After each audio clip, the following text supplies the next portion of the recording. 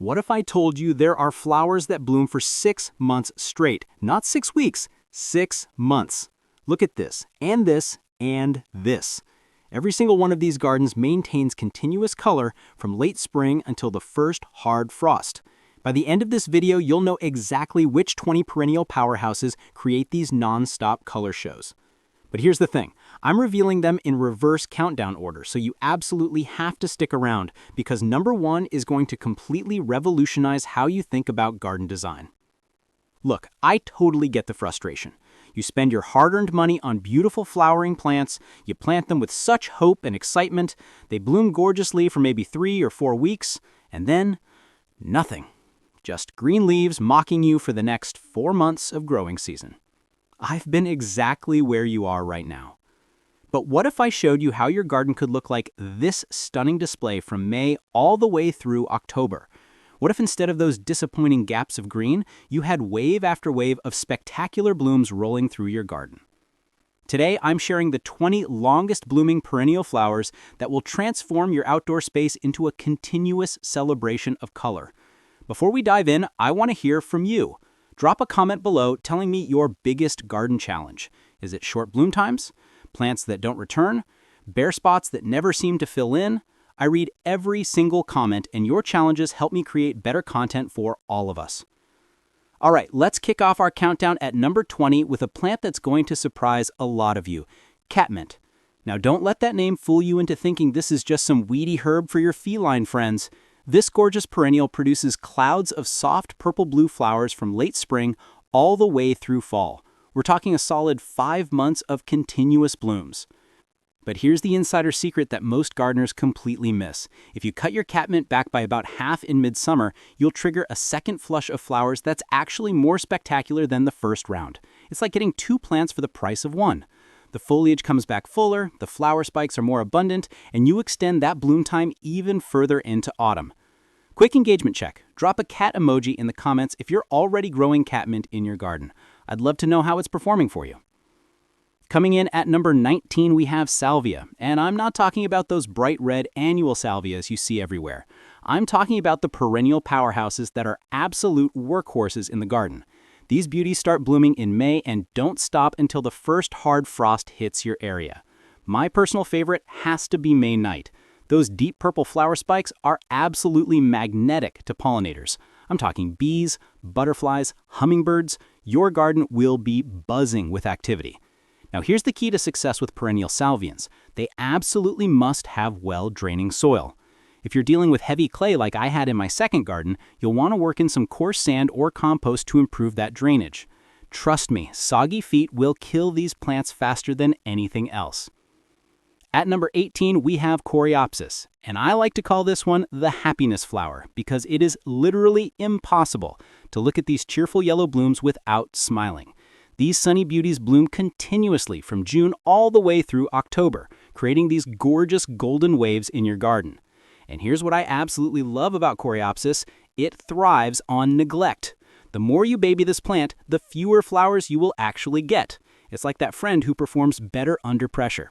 Skip the fertilizer, don't overwater, and just let it do its thing. In fact, some of my most spectacular coreopsis displays are in the spots where I basically ignore them completely. Sometimes the best gardening advice is knowing when to step back and let nature take the lead.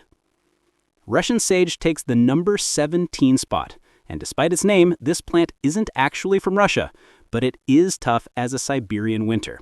Those silvery gray stems topped with clouds of tiny purple flowers create the most incredible late summer display. We're talking about blooms from July straight through September. This is my go-to recommendation for those problem areas in your garden. You know the ones, too hot, too dry, soil too poor, nothing else will grow there. Russian sage laughs at all of those challenges. Plus, deer absolutely hate it, so if you're dealing with browsing pressure like I am, this plant is your friend. It has this amazing ability to look both wild and sophisticated at the same time, adding movement and texture to your garden even when it's not in bloom. Garden Phlox claims our number 16 position, and this one is all about that incredible fragrance. These massive flower clusters bloom from July through September, but what really sets them apart is that intoxicating scent that will transport you straight back to your grandmother's garden. There's something so nostalgic and comforting about that sweet phlox perfume on a summer evening. Now here's my pro tip for phlox success. You absolutely must choose mildew-resistant varieties. I learned this the hard way in my early gardening days when my beautiful phlox turned into powdery white messes by mid-August. Varieties like David with pure white flowers or Laura with purple blooms are your best bets. They maintain that classic phlox beauty without the heartbreak of disease issues. Okay, we're already through our first 5 plants, but wait until you see what's coming up at number 12. It's a complete game changer that's going to revolutionize how you think about garden design. But before we continue, if you're finding this countdown helpful, please give this video a thumbs up. It really helps other gardeners discover these tips, and it lets me know you want more content like this. Number 15 is blanket flower, if you want to get technical, and these stunning blooms literally look like tiny sunsets in your garden. Picture those gorgeous red centers radiating out to bright yellow tips. It's like having a perpetual sunrise happening in your flower beds. These beauties bloom from June all the way through November in milder climates, which is absolutely incredible for a plant that asks so little of you. What I love most about blanket flowers is their drought tolerance once they're established. This is the plant I recommend when people tell me they travel a lot or they're just not great at remembering to water. It's like having a garden that takes care of itself while still putting on a spectacular show for months on end. Taking the number 14 spot is America's Sweetheart, the Black-Eyed Susan. That classic bright yellow with the dark chocolate center is just pure happiness in flower form. These cheerful beauties bloom from July through October, and here's what makes them really special.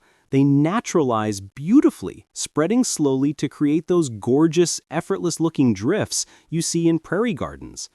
Now, I need to give you a heads up about Black-Eyed Susans. They can be pretty aggressive spreaders. Don't plant them in your formal perennial border expecting them to stay put. But if you have a problem area where grass won't grow, or a slope that needs stabilizing, or just a wild corner where you want that natural prairie look, Black-Eyed Susans are absolute perfection.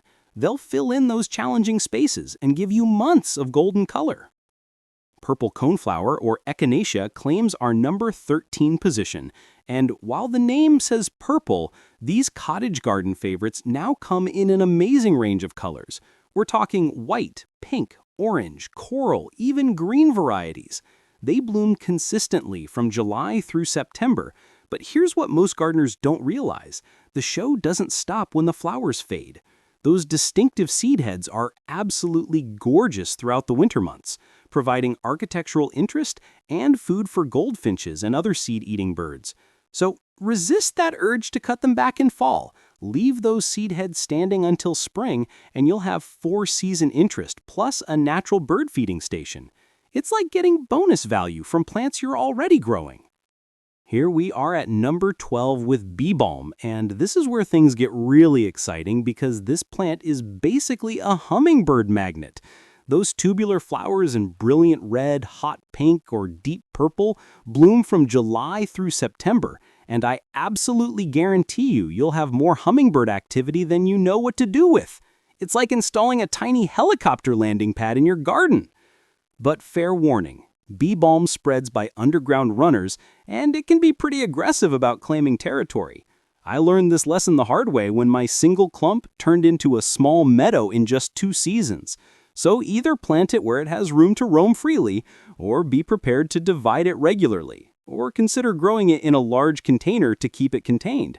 The hummingbird show is absolutely worth the extra management. Astilbe takes the number 11 position as the undisputed champion of shade gardens. Those feathery, plume-like flowers in white, pink, coral, or deep red bloom from late spring through midsummer, bringing elegance and color to those challenging shady spots where most flowering perennials just won't perform. Now, while Astilbe doesn't bloom quite as long as our top 10 plants, it earns its place on this list because the foliage stays absolutely beautiful all season long. We're talking about those gorgeous, deeply divided leaves that look almost fern-like, providing texture and interest even when the flowers are finished. Plus, Astilbe thrives in the exact conditions that most plants hate, moist, shaded areas where other perennials would sulk and struggle. It's the perfect solution for those problem spots under trees or on the north side of your house. All right, we're about to enter the top 10, and this is where things get really interesting because these are the plants that separate good gardens from absolutely spectacular ones.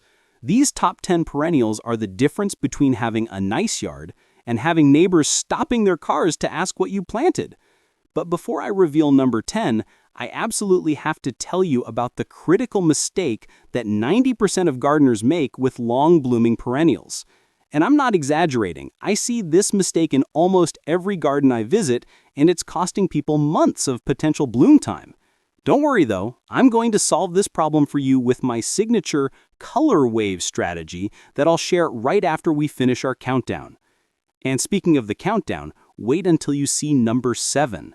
That's the plant that completely revolutionized my approach to garden planning and design. It changed everything I thought I knew about creating long-season interest. You're not going to want to miss this. Welcome to the top 10 with hardy hibiscus.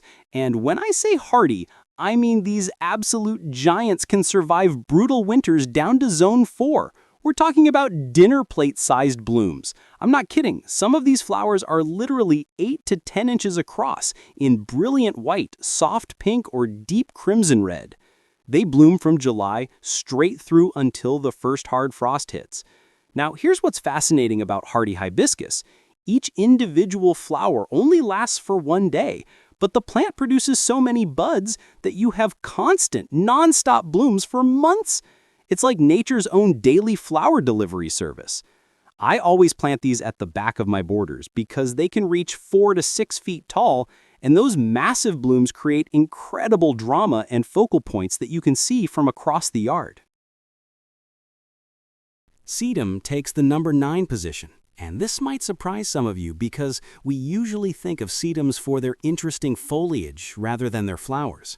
But varieties like Autumn Fire and Autumn Joy produce these massive, flat-topped flower clusters that bloom from August through October, right when everything else is starting to wind down for the season.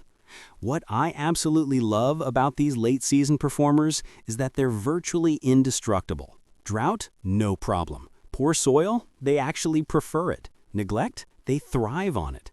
I have sedums in my garden that I planted over a decade ago, and I've literally never watered, fertilized, or babied them in any way. They just keep getting better and better every year, providing reliable color when the garden needs it most. Number 8 is Japanese anemone, and I like to call this the aristocrat of late-season bloomers. These elegant plants produce the most delicate, papery flowers in soft pink or pure white that seem to dance on tall, graceful stems from August through October. There's something so refined and sophisticated about Japanese anemones that they elevate any garden space they're planted in. Here's what makes them really special for long-term garden planning. They spread slowly by underground rhizomes, eventually forming these gorgeous natural colonies. It takes patience, we're talking 3 to 5 years, but once established, they create these breathtaking displays that look completely effortless. They're absolutely perfect for naturalizing under mature trees or in those partially shaded areas where you want something elegant but not fussy. Here's number 7, verbena. And this is the plant I mentioned earlier that completely changed my approach to garden design. Purple-topped verbena blooms from June until the first hard frost, which is potentially 5 to 6 months of continuous color.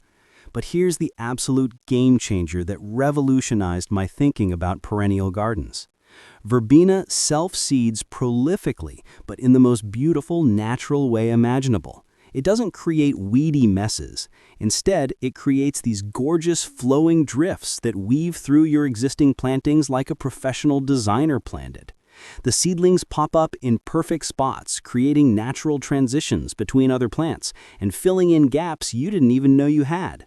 It's like having a master garden designer working in your yard for free, constantly refining and improving the composition year after year. Shasta Daisy claims the number 6 position, and this is proof that sometimes the most classic, simple flowers are also the most spectacular. Those crisp white petals around bright yellow centers bloom from June through September, and they're absolutely perfect for cutting gardens. You'll have armloads of flowers for indoor arrangements all season long. Now here's my variety recommendation that can make or break your Shasta Daisy success. Becky is hands down the best cultivar for heat and humidity tolerance. I learned this the hard way after losing several other Shasta varieties to our brutal summer conditions, but Becky just keeps on blooming and looking fresh, even through the dog days of August. If you're in a challenging climate like I am, this variety selection can mean the difference between success and disappointment. Before we reveal the top 5 plants, let me share those bloom maximizer techniques I promised you earlier. These 3 strategies will add an extra 4 to 6 weeks of blooming time to virtually any perennial in your garden. And I've tested these methods extensively across different climate zones. First technique, strategic deadheading. Most gardeners just pinch off the spent flower heads, but that's leaving potential on the table.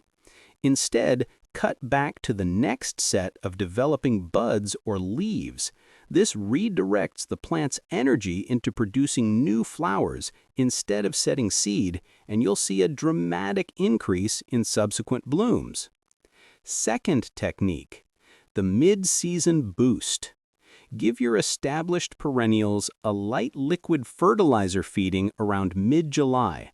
Not too much nitrogen, or you'll get gorgeous foliage but fewer flowers. I use a balanced, diluted fertilizer, just enough to give them that extra energy push for late-season performance. Third technique, the succession secret. This one's brilliant, but most gardeners never think of it. Instead of planting all your perennials at once in spring, stagger your plantings by 2 to 3 weeks. Plant some in early spring, some in late spring. This simple timing adjustment extends your overall bloom window significantly because the plants hit their peak performance at different times. So which of these 3 techniques are you most excited to try in your garden? Drop a comment and let me know. Number 5 takes us into exciting hybrid territory with the new generation of cone flowers. While traditional purple cone flowers are absolutely wonderful, these modern hybrids in vibrant orange, sunny yellow, soft pink, and coral are complete showstoppers that bloom from June all the way through October. We're talking months longer than their traditional cousins. The Cheyenne Spirit series and the Sombrero collection are my top recommendations. These plants are more compact than the old-fashioned types, usually staying around 18 to 24 inches tall, but they produce double or even triple the number of flowers. It's like getting the best of both worlds, manageable size with maximum impact. And the colors, we're talking about combinations that would make a sunset jealous. Number 4 might really surprise you. It's heuchera. Now, I know most of you are thinking, wait, isn't that a foliage plant? And you're absolutely right to think that, but here's why heuchera deserves a spot on our longest blooming list. Those delicate flower spikes bloom repeatedly from late spring through fall if you keep cutting them back for continuous flushes. But here's the real reason heuchera earned this coveted spot. The foliage provides stunning color for a full 8 months of the year. We're talking about leaves in burgundy, lime green, coral, silver, purple, and even near black. It's like having flowers without actually having flowers. The foliage is so vibrant and colorful that it functions as a blooming plant in your garden design, providing that constant color we're all chasing. Taking the number 3 spot is Nepeta. Think of this as catmint's sophisticated, well-behaved cousin. These plants are absolute bloom machines from May through October. That's potentially 6 full months of continuous flowering. The variety Walker's Low creates these perfect 18-inch mounds absolutely covered in blue-purple flower spikes that are irresistible to pollinators. Here's the technique that makes Nepeta truly spectacular. Cut the entire plant back by about half once during mid-season, and you'll trigger a second flush of blooms that's actually more abundant than the first round. The plant comes back fuller, more compact, and loaded with fresh flower spikes. It's like getting a brand new plant halfway through the season. All right, we've reached the absolute pinnacle, the top 2 longest blooming perennials that are going to completely blow your mind. These aren't just good plants. These are the plants that have fundamentally changed how I approach every single garden design. Number 1 especially. This is the plant that made me rethink everything I thought I knew about creating season-long interest and reliable garden performance. I'm going to show you some incredible footage of these plants in action, but I want to build up the suspense just a little bit more because the reveal is going to be so worth it. Number 2 is Roseanne geranium. And this plant is so exceptional it won the prestigious Perennial Plant of the Year award. This spreading geranium produces these gorgeous blue-purple flowers with darker veining from May until the first hard frost. We're talking about a potential 6 full months of continuous blooming. Here's what makes Roseanne absolutely revolutionary. It never sets seed, which means every single bit of the plant's energy goes directly into flower production instead of seed development. It's like having a plant that's been genetically programmed to bloom its heart out. Roseanne spreads about 2 feet wide, making it perfect for ground cover applications or front-of-the-border mass plantings. I've used Roseanne in every single garden design I've done for the past 5 years because it's simply the most reliable, longest-blooming ground cover perennial you can plant. It weaves between other plants, fills in gaps naturally, and provides that constant color foundation that makes everything else in the garden look better. And here it is, our number 1 longest blooming perennial, Stella de Oro Daylily. This compact powerhouse blooms from late May through September, and in milder climates, sometimes even into October. That's potentially 5 to 6 months of golden trumpet flowers that just never seem to stop coming. Here's why Stella de Oro earned the absolute top spot on this list. It's reliable in every single climate zone from 3 through 9. It multiplies generously, giving you more plants every year. Deer won't touch it, even when they're desperate. It tolerates both full sun and partial shade, and it's virtually maintenance-free once established. But here's the insider secret that most gardeners never discover. If you divide your Stella de Oro clumps every 3 years and replant them with fresh compost worked into the soil, the bloom time actually extends even longer. I have clumps in my garden that are blooming from mid-May all the way until November because of this simple maintenance technique. I've used Stella de Oro in literally every single garden design I've created for the past decade because it's simply the most dependable, longest blooming, most versatile perennial you can plant. It's my desert island plant. If I could only choose one perennial for the rest of my gardening life, this would be it. Now for that color wave garden design strategy I've been promising. This is exactly how you combine these 20 plants to create constant color from spring through fall. The system works in 3 overlapping waves. Wave 1, spring launch. Start with catmint, Stella de Oro, and Roseanne geranium in May and June. These create your color foundation. Wave 2, summer sustain. Layer in Russian sage, bee balm, and coneflowers for July and August heat season power. Wave 3, autumn finale. Finish strong with Japanese anemone, hardy hibiscus, and sedum for September and October drama. And here's the key. Plant them in intermingled drifts, never singles. Use odd numbers, groups of 3, 5, or 7. Space large plants 4 feet apart, medium plants 2 feet apart, small plants 12 inches apart. This creates natural-looking waves that mature into stunning displays. Before you start planting, let me save you from the 5 biggest mistakes I see everywhere. Mistake 1, planting singles instead of groups. 1 coneflower looks lost. 5 create impact. Mistake 2, ignoring mature size. That cute catmint spreads 3 feet wide. Plan for it. Mistake 3, over-fertilizing. These plants bloom better lean. Too much nitrogen equals leaves, not flowers. Mistake 4, wrong plant, wrong place. Don't force sun plants into shade. Mistake 5, impatience. Remember, first year they sleep, second year they creep, third year they leap. Have you made any of these mistakes? Share in the comments. We've all been there. Here's your complete care calendar for maximum bloom times. Spring, cut back old growth, divide overcrowded clumps, add compost around plants. Early summer, deadhead spent blooms, apply mulch, watch for pests. Midsummer, light liquid feeding, continue deadheading, and cut back leggy growth. Fall, leave seed heads for birds and winter interest. Mark plant locations. Winter, resist cleaning up too early. Those seed heads feed wildlife and add structure.